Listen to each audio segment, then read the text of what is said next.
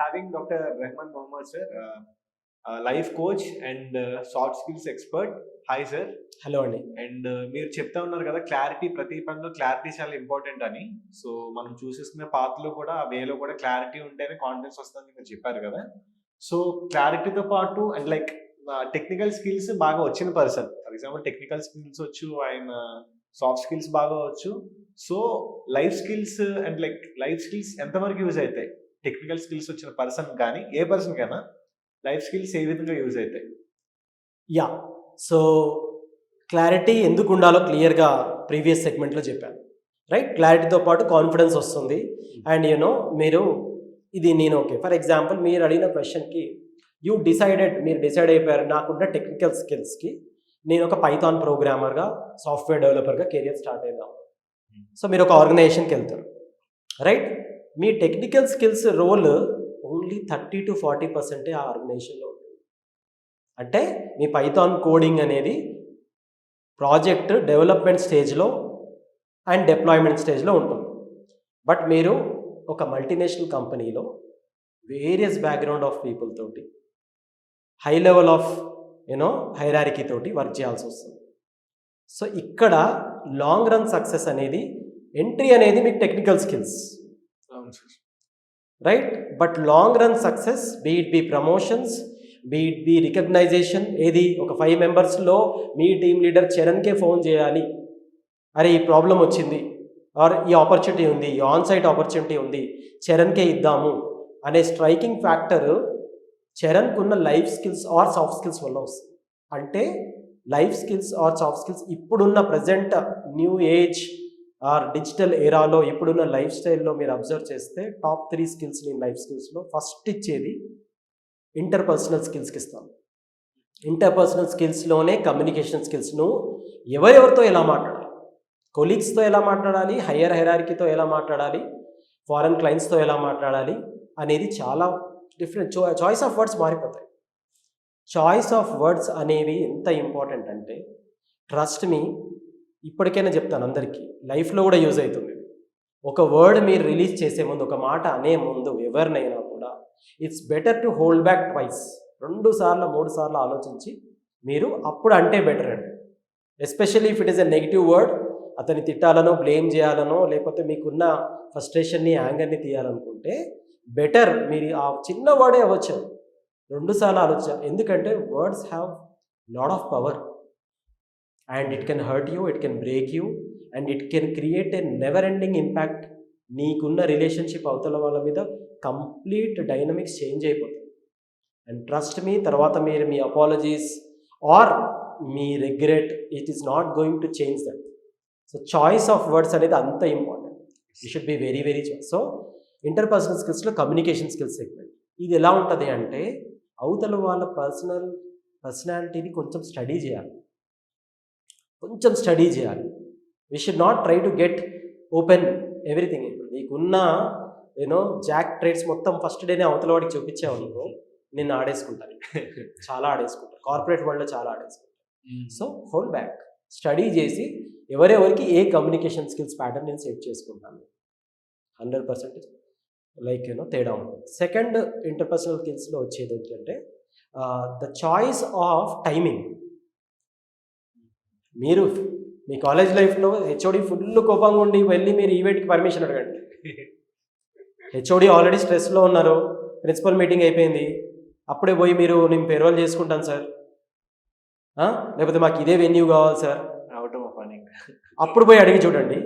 మీ HOD కొంచెం మంచి మూడ్లో ఉండి తనకి ఏదన్నా అప్రిసియేషన్ వచ్చి, అది మీ డిపార్ట్మెంట్ వల్ల వచ్చి, రైట్, ఒక మీటింగ్ పెట్టి ఆ టైంలో సార్ ఇంకో ఫేవర్ ఉంది సార్ చేస్తారా, అదే person the way of timing when you communicate చాలా ఇంపార్టెంట్.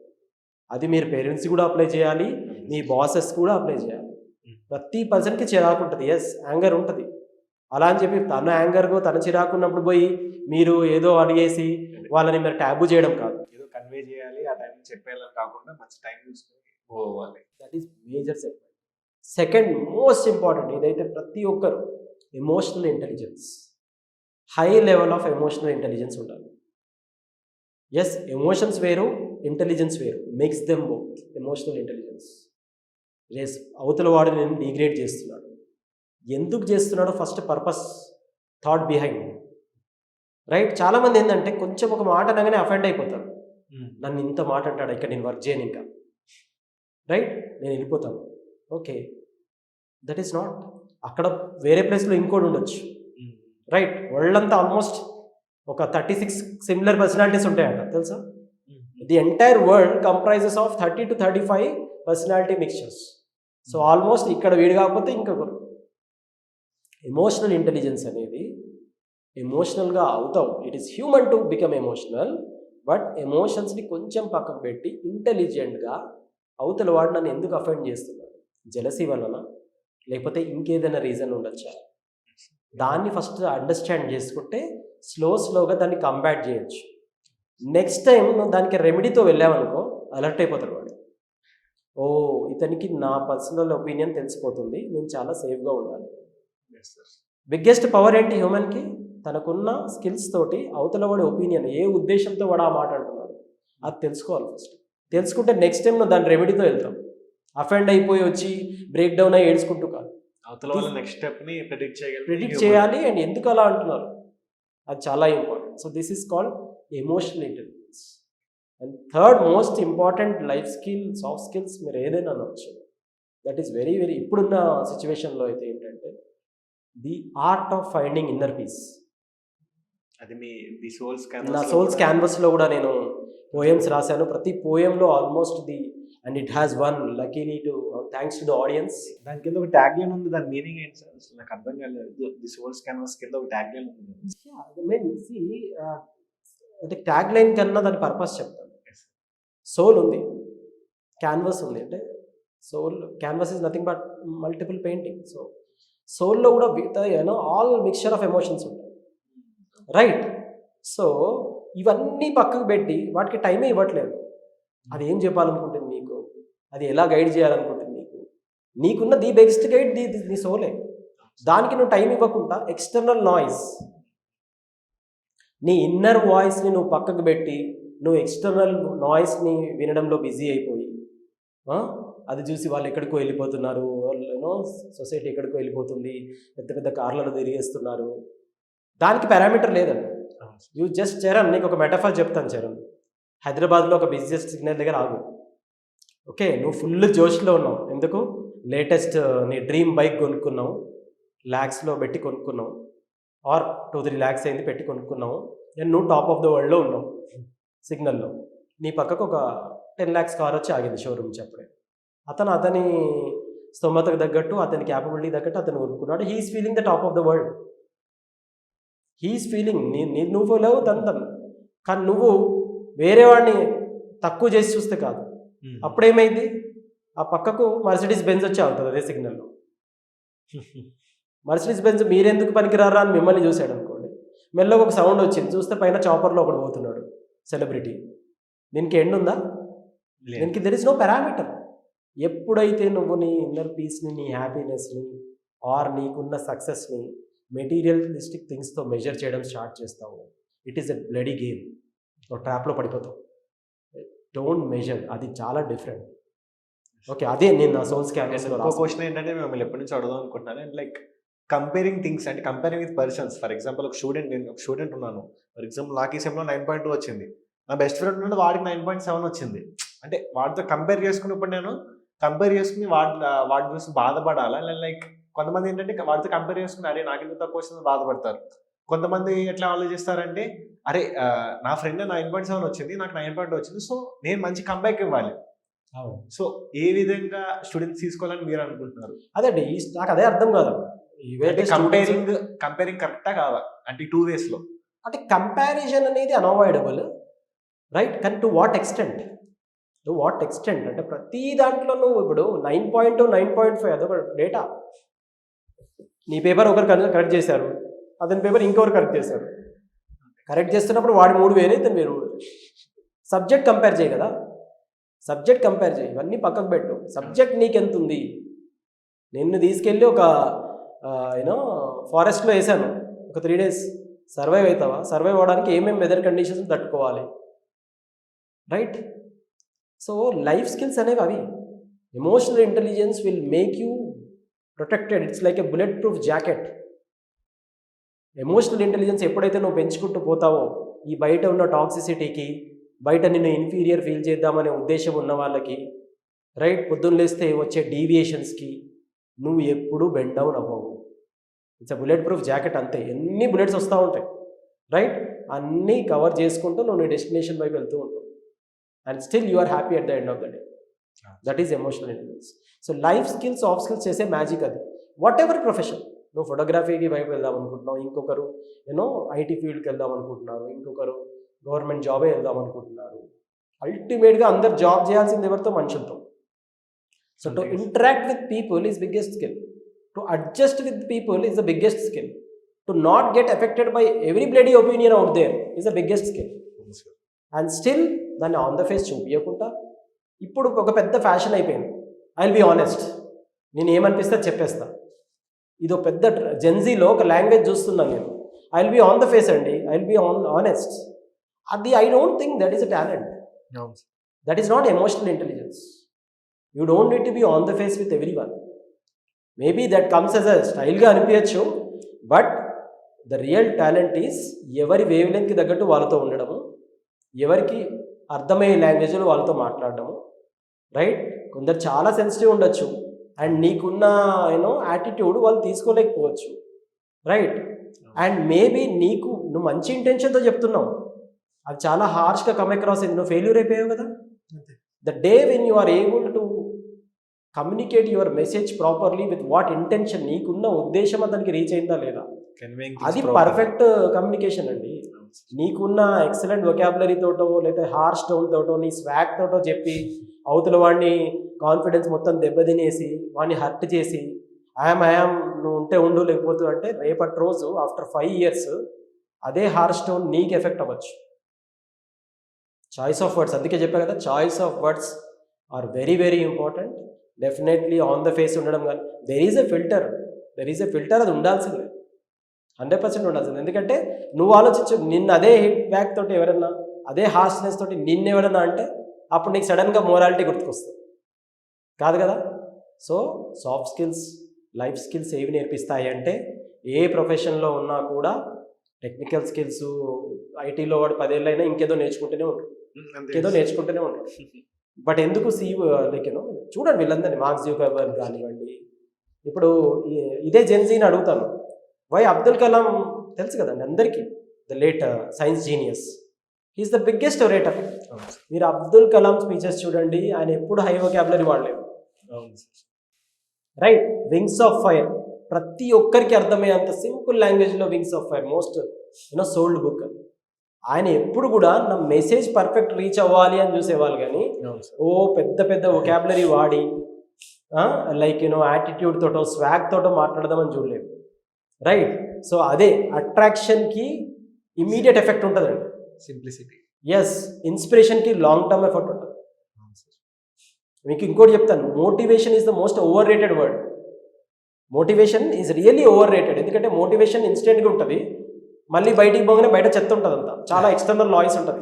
ఎక్సలెంట్ సినిమా ఆడిటోరియంలో, క్లోజ్డ్ ఆడిటోరియంలో చూసి వచ్చావు, 10th ఫెయిల్ చూసి వచ్చావు, ఎక్సలెంట్, ఇక నువ్వు నెక్స్ట్ డే నుంచి నీ లైఫ్ మారిపోయింది అనుకున్నావు, నువ్వు బయటికి రాగానే నీకు చాలా డీవియేషన్స్ ఉన్నాయి, మళ్ళీ అదే ఇన్స్టాగ్రామ్, అదే reels. So motivation is overrated. What is underrated? డిసిప్లిన్తో చేసేవి చాలా స్లోగా, స్టడీగా, కన్సిస్టెంట్గా నీ లోపల చేంజ్ తీసుకొస్తుంది. Brushing your teeth is the most boring thing కదా. బ్రషింగ్ ఇన్ టీత్లో పెద్ద స్వాగ్ ఏమి ఉండదు, కానీ 1 week ఆపే చాలా తేడా వస్తుంది. సో అండ్ ఇప్పుడున్న మెయిన్ ప్రాబ్లం ఏంటంటే వీళ్ళకు హెల్త్ టాక్సిసిటీ ఎక్కువైపోయింది. Yes, the food habits. మీ టైమింగ్స్ చెప్పండి అసలు. మీ బ్రేక్ఫాస్ట్ టైమింగ్ ఏంది 11 o'clock, lunch timing 3 to 3:30, dinner అయితే ఎవడో స్విగ్గీయోడు ఆర్ ఇంకెవడన్నా పాప ఆల్మోస్ట్ యాక్సిడెంట్ అవ్వాల్సిందే. యా, మీకున్న ఫుడ్ హ్యాబిట్స్కి మీరు నైట్ డిన్నర్ పాపం ఎంతమంది స్విగ్గీ వాళ్ళు రైట్ కష్టపడాల్సిందే, ఏదో వాళ్ళకి ఎంప్లాయ్మెంట్ ఇస్తున్నాం మన బిల్డప్. సో హెల్త్ టాక్సిసిటీ చాలా ఎక్కువ, ఎందుకంటే if you are not protecting your body in teenages right, definitely after 30 నీకు చాలా ప్రాబ్లమ్స్. That is I'm very scared. Campus లైఫ్లో చూస్తున్నాను కదా, లైక్ ల్యాక్ ఆఫ్ అవేర్నెస్ వల్ల వస్తుంది. అండ్ ఈ లైఫ్ స్కిల్స్ని ఎట్లా డెవలప్ చేసుకోవాలి? ఒక పర్సన్ లైఫ్లో లైఫ్ స్కిల్స్ని ఎక్కువ స్కోప్ ఇచ్చి దాన్ని ఎట్లా డెవలప్ చేయాలి? Meet with real people. Soft skills కానీ లైఫ్ స్కిల్స్ కానీ ఎలా డెవలప్ అవుతాయంటే రియల్ పీపుల్ తోటి రియల్ వరల్డ్లో ఉంటాయి. నాకు తెలిసైతే నేను I started learning with real people train జర్నీస్లో. మొహమాట పడకుండా కన్వర్జేషన్ స్ట్రైక్ చేసుకుంటూ, రైట్, వాళ్ళ బ్యాక్గ్రౌండ్, లైక్ వాళ్ళ లాంగ్వేజ్ అలా ఎందుకుంది, right. Universe is so big కదా.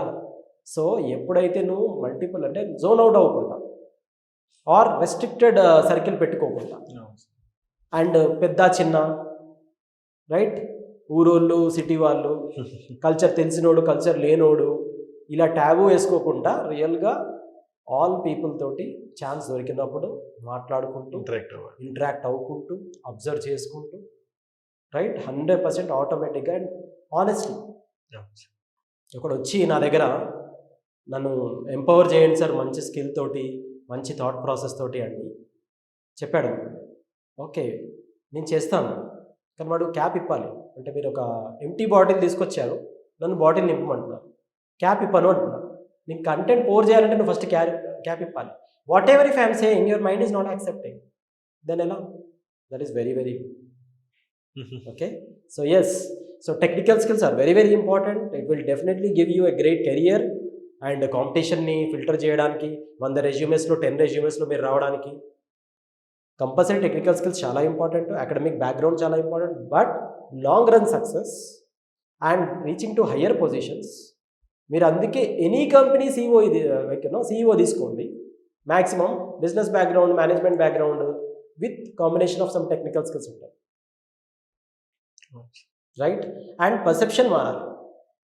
ఓకే, ఎందుకంటే మీరు you just understand any like most successful entrepreneurs like of late Mark Zuckerberg, మనప్పుడు బిల్ గేట్స్, మా అప్పుడు బిల్ గేట్స్ హూ హ్యావ్ ఈ రెవల్యూషన్ తీసుకొచ్చారు విండోస్ ఆపరేటింగ్ సిస్టమ్ తోటి, మార్క్ జుకర్బర్గ్, ఇలాన్ మస్క్, సర్ప్రైజింగ్లీ they care the least about money.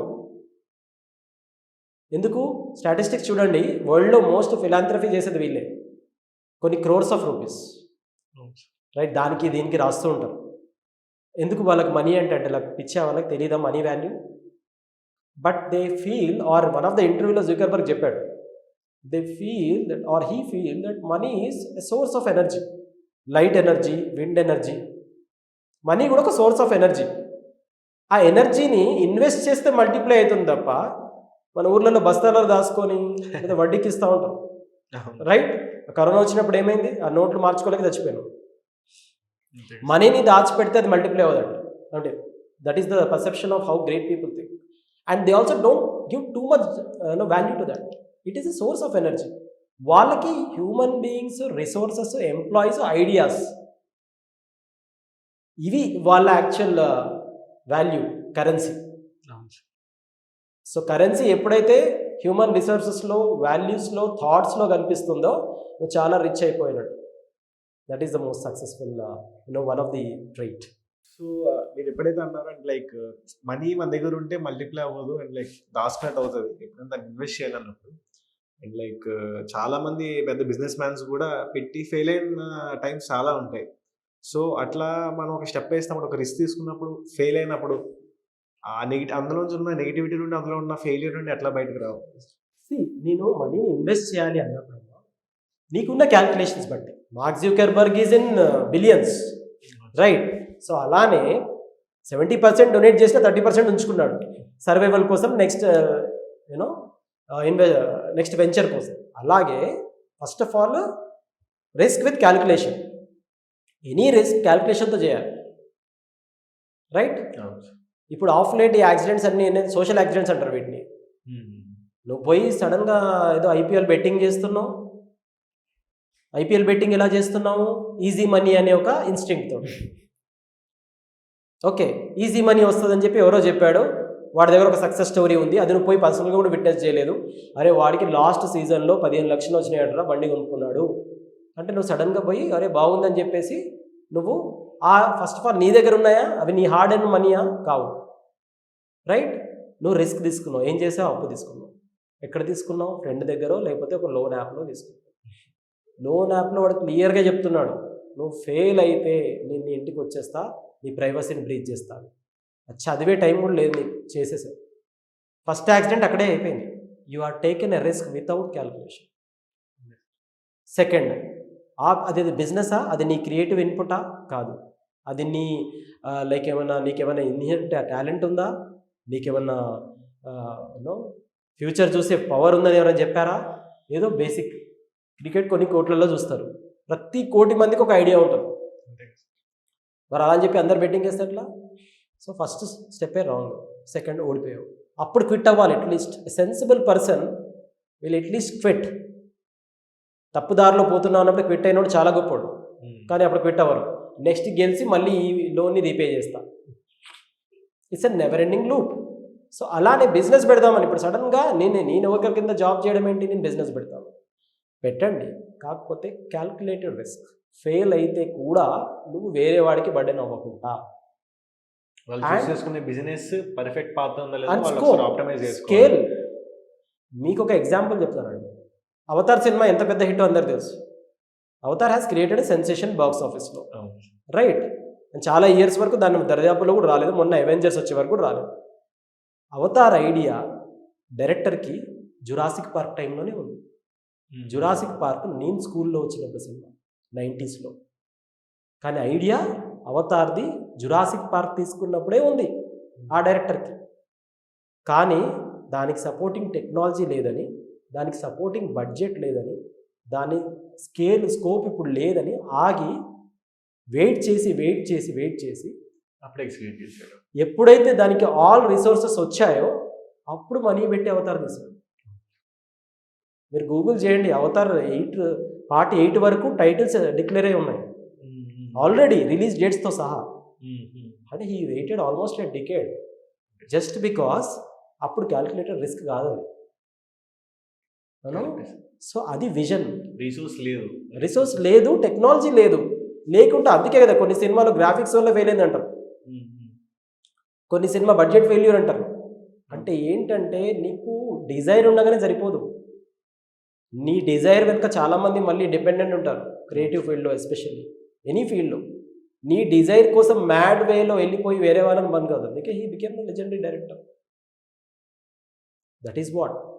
So any risk it should be very calculated. You take sole responsibility. As a స్టూడెంట్గా already నీకు money అన్నీ sponsor చేసేది మీ parents చేస్తున్నారు, మళ్ళీ ఇది ఎంత ఎక్స్ట్రా అయింది? ఇట్స్ అ నాన్ సెన్స్ కదా, రైట్? అండ్ ఎమోషనల్ బ్లాక్మెయిల్ ఒకటి ఫ్యాషన్ అయిపోయింది, very wrong. Yeah, cool Charan. So ఇప్పుడు ఇంత డిస్కస్ చేసాం కదా. సో మీరు సిటీలో ఇంజనీరింగ్ చేస్తున్నారు, ఐ థింక్ ఏపీ నుంచి వచ్చి. How you are handling peer pressure? And మీరు ఆల్టర్నేట్గా ఇది పేజ్ కూడా చేస్తున్నారు, సోషల్ మీడియా పేజ్. మీ అన్ని ఫ్యాక్టర్స్ మీ మీద కూడా ఉంటాయి. How you are coming out of it? యాక్చువల్గా అండ్ లైక్ బీటెక్ అంటేనే మేము 1 డే బ్యాటింగ్ చేసి ఒక సిలబస్ అంతా 1 డేలో కంప్లీట్ చేస్తాము. సో అంటే సిమ్ అంతా చెప్పాను, ఓవరాల్ సిమ్ అంతా ఖాళీగానే ఉంటాం. Every engineering student overall SIM అంతా ఖాళీగానే ఉంటాడు. ఫ్రెండ్స్తో బయటకు వెళ్తాడు, ఇవన్నీ 1-2లో చేసాం, 1-1లో మేము చేసాం. లాస్ట్ 1 డే ఉండడానికి ఎగ్జామ్ స్టేజ్ లో బోర్డం రావాలి యాక్చువల్గా. అంటే బోర్ వచ్చేస్తా సార్. నాకు ఫస్ట్ ఇయర్ లో వచ్చింది, కరెక్ట్.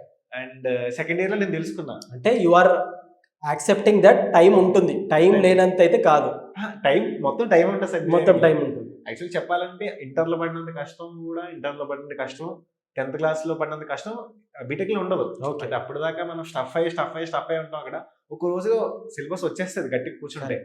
సో ఆ ఖాళీ ఉన్న time and baying as student అన్నారు కాబట్టి యాక్చువల్లీ స్టూడెంటే రిస్క్ తీసుకోగలడు.